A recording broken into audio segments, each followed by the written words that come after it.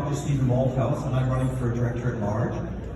I'm a doctor that's had quite a bit of experience. I've been the Director of the Canada Health Alliance and its past President for several years. I started the Canadian Integrated Medical Association. I've been in practice here in British Columbia for 47 years as a medical doctor. I've been in emergency rooms, family practice, I've practiced palliative care, and I've traveled. I've been in the rural districts, and I've been in cities. I've traveled overseas, and I've been a researcher in childhood diseases. I've also been involved in town halls where we went around and spoke to different communities regarding the bills that the NDP put into power here, put into action. And so I know the bills very well, and I have spoken out in general against the way the government has been run, and particularly the need for a new party. And that's why I think that the Conservative Party really should take the fore. In the past, I've stood up. I was the first doctor to stand up and speak about Dr. Bonnie Henry's policy, public health policies. Woo! Woo!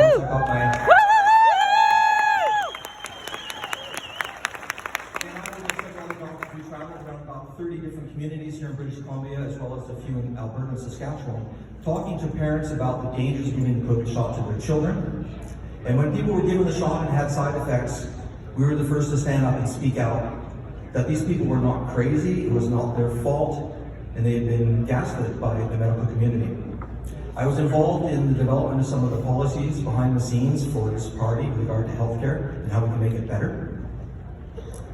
Now, when I was stumping out there before the election, I'm going to be in the Guinness Book of Records for the shortest candidacy in the provincial elections, but I was a candidate for 6 hours. I think I was a little bit much of a hot potato for the party at that time, but I think behind the scenes I can do a better job, perhaps, than being out there in the front and creating flack for our colleagues.